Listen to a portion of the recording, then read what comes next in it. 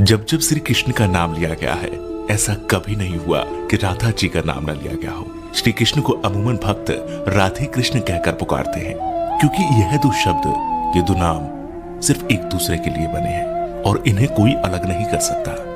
लेकिन तब क्या हुआ था जब कृष्ण को राधा को छोड़कर जाना पड़ा? बिना कृष्ण के आखिर राधा कैसे रही होगी?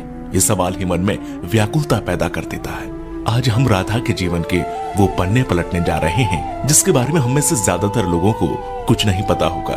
कृष्ण से राधा और राधा से कृष्ण को कोई जुदा नहीं कर सकता, लेकिन हालात और वक्त ने इन्हें भी नहीं बख्शा। यह हम सभी जानते हैं कि कृष्ण का बचपन वृंदावन की गलियों में बीता।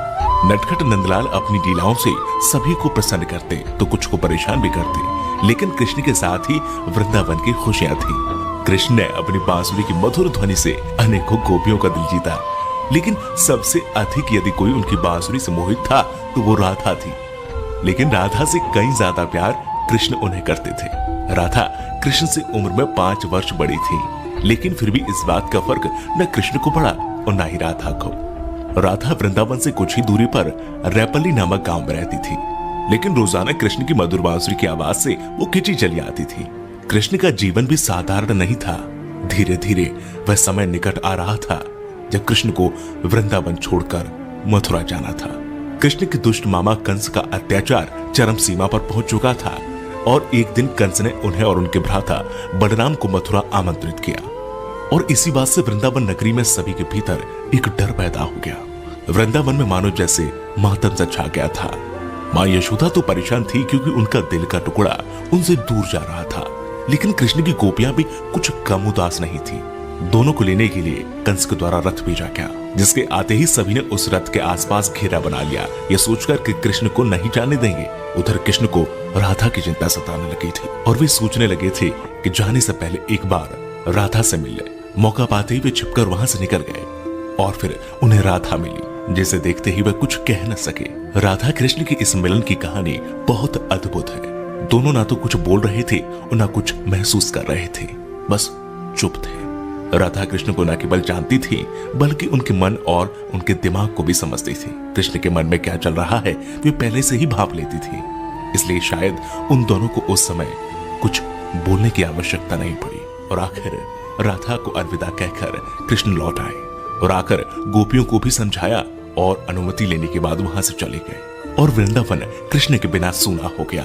न कोई चहल पहल थी और न ही कृष्ण की लीलाओं की कोई झलक। बस सभी कृष्ण के जाने के गम में डूबे थे। परंतु दूसरी ओर राधा को इस बात का कोई फर्क नहीं पड़ा था, क्योंकि उनकी दृष्टि में कृष्ण कभी उनसे अलग हुए ही नहीं थे।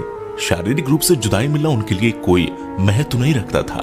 यदि कुछ महत्वपूर्ण था तो राधा कृष्ण का भावनात्मक रूप से हमेशा जुड़ा रहना। कृष्ण के जाने के बाद राधा पूरे दिन उन्हीं के बारे में सोचती रहती और ऐसे ही लंबा अरसा बीत गया। लेकिन आने वाले समय में राधा की जिंदगी क्या मोड़ लेने वाली थी उन्हें इसका अंदाजा भी नहीं था। जो हर लड़की के साथ होता है वही राधा के साथ भी हुआ। माता पिता के दबाव में आकर राधा को विवाह करना पड़ा और विवाह के बाद अपना जीवन संतान घर गृहस्थी के नाम करना पड़ा। लेकिन दिल के किसी कोने में अब भी कृष्ण मौजूद थे। दिन बीतते गए, वर्ष बीत गए और समय आ गया था कि अब राधा काफी वृद्ध हो गई थी। और फिर एक रात वे चुपके से घर से निकल गई और घूमते घूमते कृष्ण की द्वारिका नगरी जा पहुंची।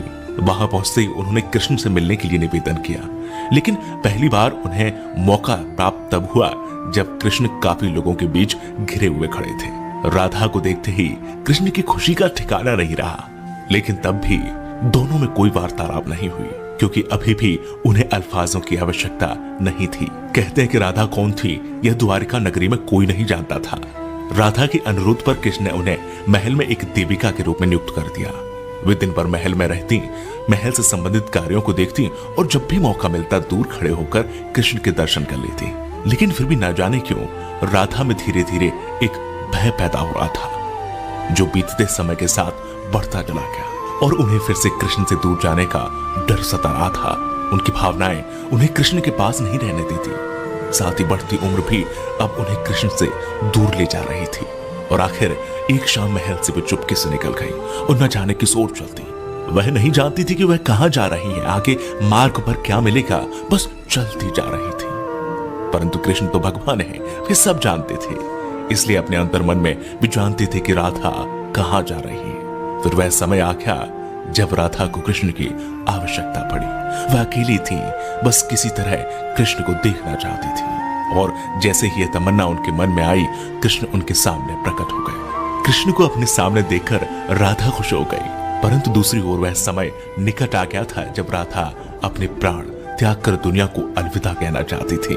कृष्ण ने राधा से प्रश्न किया, कहा कि वे उनसे कुछ मांगे, लेकिन राधा ने मना कर दिया।